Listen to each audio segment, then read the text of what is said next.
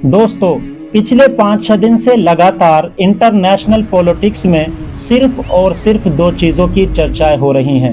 एक तो फ्रांस में होने वाले खतरनाक दंगे, दूसरे स्वीडन में कुरान का जलना।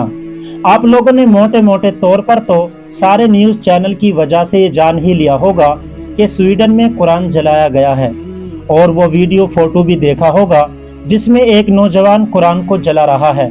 ये वाक़या इसलिए भी अजीबोगरीब है क्योंकि ये हादसा अचानक से नहीं हुआ था, बल्कि इस नौजवान ने पहले कोर्ट से इजाज़त मांगी थी और स्वीडन की कोर्ट ने फ्रीडम ऑफ एक्सप्रेशन के नाम पर इसको ये सब करने की इजाज़त भी दे दी थी, और साथ ही साथ इसको पुलिस की प्रोटेक्शन भी थी। कोर्ट से इजाज़त मिलने के बाद इसने ईद का दिन चुना और जगह भी ऐसी चुनी जिससे मुसलमानों को उकसाया जा सके, यानी शहर की सबसे बड़ी मस्जिद। जब मुसलमान मस्जिद से नमाज पढ़कर निकल रहे थे तब इसने कुरान जलाने की कोशिश की। वैसे तो दोस्तों, स्वीडन का कुरान जलाने का पुराना कनेक्शन है। पिछले कुछ सालों के रिकॉर्ड को उठाकर देखोगे तो पता चलेगा कि कई बार स्वीडन में ऐसी हरकतें की गई हैं, मगर इस साल का ये मामला पिछले मामलों से अलग नजर आता है, क्योंकि इस बार जिसने ये कुरान जलाया है उसका ताल्लुक इराक से है, और आप सब जानते हैं कि इराक एक मुस्लिम कंट्री है। बहुत सारे सोर्स थे तो ये भी पता चला है कि ये नौजवान लड़का पहले मुस्लिम ही हुआ करता था, मगर इसने न सिर्फ इस्लाम को छोड़ दिया बल्कि स्वीडन में जाकर शिफ्ट हुआ और एक पॉलिटिकल पार्टी को ज्वाइन कर लिया, और आजकल ये अपनी पॉलिटिकल कैरियर को बूस्ट देने के लिए, यानी राजनीति में चमकने के लिए ही ये सब कुछ कर रहा है।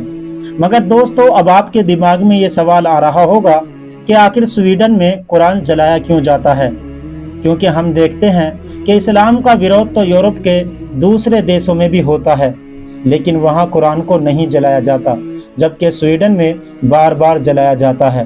तो दोस्तों, इसके पीछे एक वजह नहीं बल्कि 2-3 वजह हैं। सबसे पहली वजह है जनसंख्या में बदलाव होना। हम सभी जैसा कि रिपोर्ट में पढ़ते हैं, इस्लाम इस वक्त दुनिया में सबसे तेज फैलने वाला धर्म है, और ख़ास तौर से ये यूरोप में तेज़ी के साथ फैल रहा है। हर साल न सिर्फ हज़ारों लोग इस्लाम कबूल करते हैं बल्कि रेफ्यूजी की शक्ल में भी बहुत बड़ी तादाद यूरोप पहुंचती है, और धीरे धीरे यह चीज़ वहां की राजनीति में मुद्दा बन चुकी है। पिछले कुछ सालों में यह भी देखा गया है कि जिस पार्टी ने यह मुद्दा उठाया है उसे कामयाबी भी मिली है।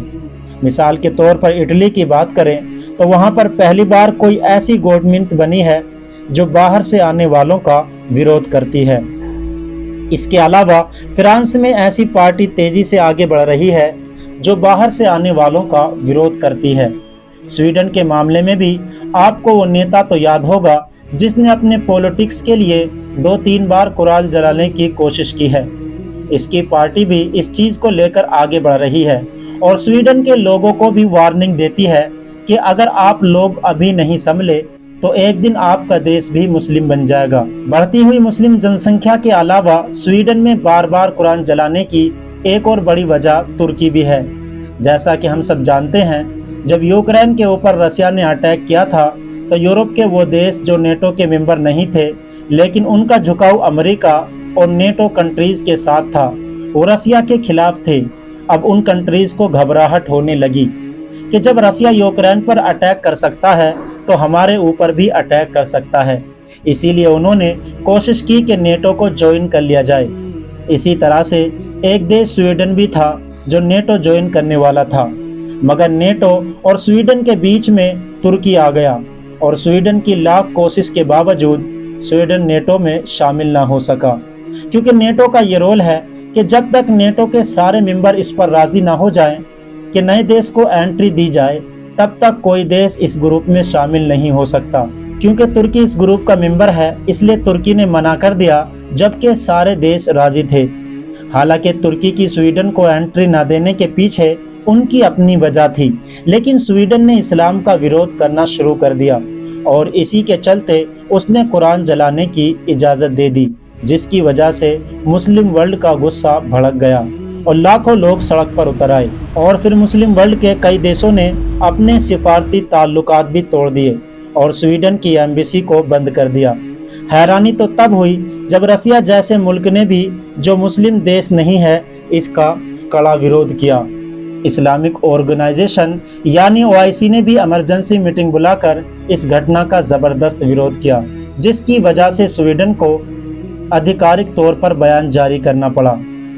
अब सब लोगों की नज़रें 11 और 12 तारीख को होने वाली नेटो के समिट की है, जिसमें स्वीडन को ये उम्मीद थी कि इस बार तुर्की राजी हो जाएगा, मगर जिस तरह के हालात बन गए हैं इससे ऐसा नहीं लगता कि इस बार भी स्वीडन की बात बनेगी। फिलहाल दोस्तों, आज की वीडियो यहीं पर ख़त्म करते हैं। वीडियो पसंद आने पर वीडियो को लाइक करें, कमेंट्स करें, चैनल पर नए हो तो ज़रूर सब्सक्राइब करें। शुक्रिया।